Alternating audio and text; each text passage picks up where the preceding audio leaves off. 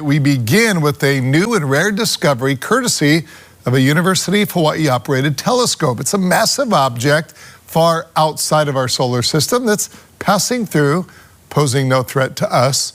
Here's Bryce Moore with the story.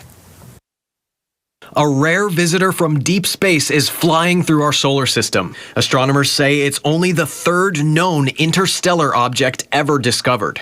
It was detected by a University of Hawaii-operated telescope in Chile, part of the Atlas Planetary Defense System. Well, these are really rare so far. It's only the third one ever. There's, 1.5 million known asteroids, and there's about 35,000 near-Earth objects. The object, now officially named 3I Atlas, is believed to be up to 12 miles wide, much larger than either Oumuamua or Borisov, the two interstellar objects found before it. It's currently hurtling toward the sun at more than 150,000 miles per hour. Because that's how we know it's interstellar, right? So there's no way that an object that's orbiting the sun can produce that kind of velocity through the gravitational attraction to the sun. 3I Atlas will pass between Earth and Mars sometime in October, but there's no danger of a collision.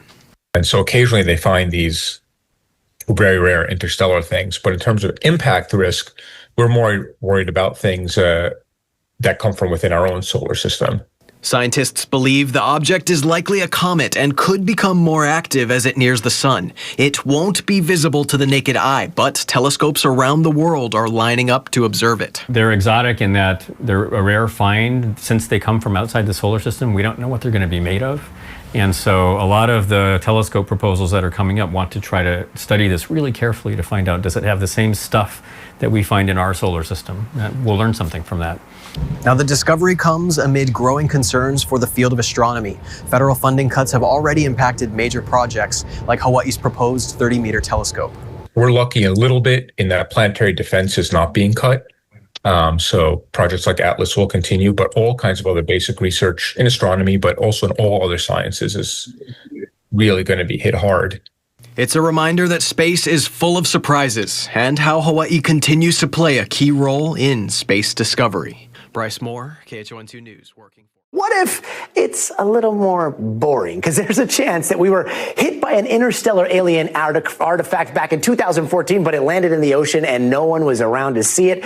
Also, the definition of alien is still up for debate, and that is where Harvard astrophysicist Avi Loeb comes into the picture. He's the guy who wrote the book about alien stuff flying in space. Literally, it's called Extraterrestrial, the first sign of intelligent life beyond Earth.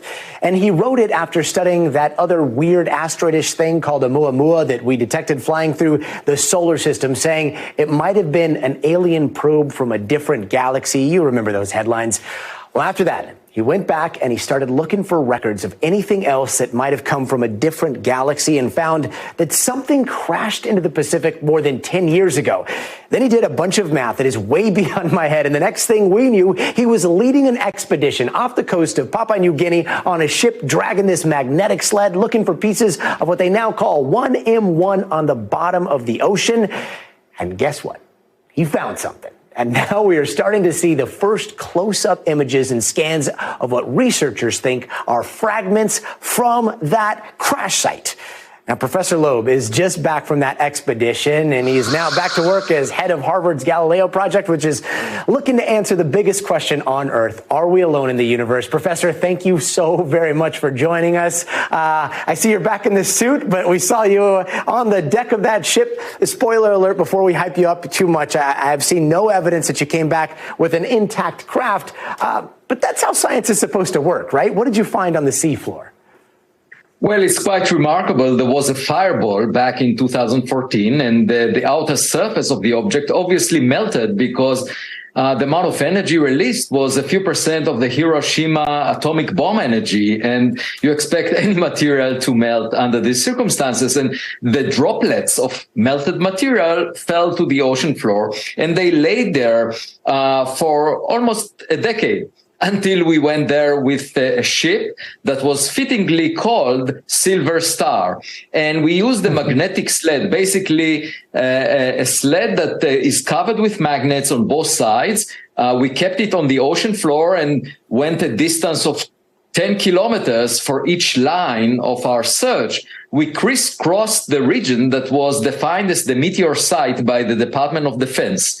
And amazingly enough, I mean, we had an estimate for what the path of the meteor should have been, and we found small droplets of, basically they look like metallic marbles embedded within the volcanic ash that was everywhere.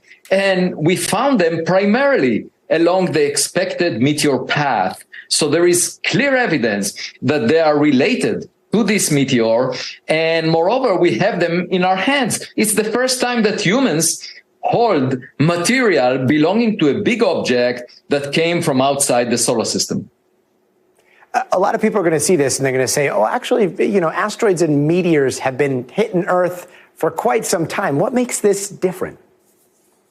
Well, the asteroids and meteors that we have seen before were all bound to the sun gravitationally. So they were orbiting the sun. They were debris of the material that made the planets in the solar system. However, this object was moving faster than the escape speed from the solar system. It was moving at 60 kilometers per second relative to the sun outside the solar system. And that's faster than 95% of all stars in the vicinity of the sun. Moreover, this object maintained its integrity down to the lower atmosphere above the ocean surface, about 20 kilometers there. And that implied that it was made of materials stronger than all the meteors on record, 272 of them in the NASA catalog. So this material was tougher than iron meteorites. And it raises the possibility that because the object was moving fast, perhaps it was assisted by some artificial propulsion, and perhaps it was made of some artificial alloy, the way we make our spacecraft. Because if you imagine Voyager, Pioneer, New Horizons that were launched out of the solar system, in 1 billion years from now, they will not be functional and they could collide with an exoplanet, creating the appearance of a meteor on that planet. And a scientist over there that is curious enough could find the debris, as we did. Okay, so now everyone's attention is peaked. You said artificial. When you're talking about interstellar, if this thing wasn't being pulled in by the gravity necessarily of the sun and it came from outside of the solar system, what do you think it could be? Well, the point is, it's not a matter of opinion. We don't need to assume anything. We have the material in our possession. That's the beauty of it. We don't need to assume anything. We just need to get a sled and put it on the bottom of the seafloor and do science. Well, it was a very challenging task because the depth of the ocean is 2 kilometers. We had a sled of 1 meter in width, and we went along lines that stretch 10 kilometers in length. And the fact that we were able to find these millimeter scale droplets, metallic marbles, spherules, is remarkable. It's a remarkable achievement. There was a team of exceptional professionals that contributed to that success. I was doubtful that we will find anything, but we took the risk and we found it.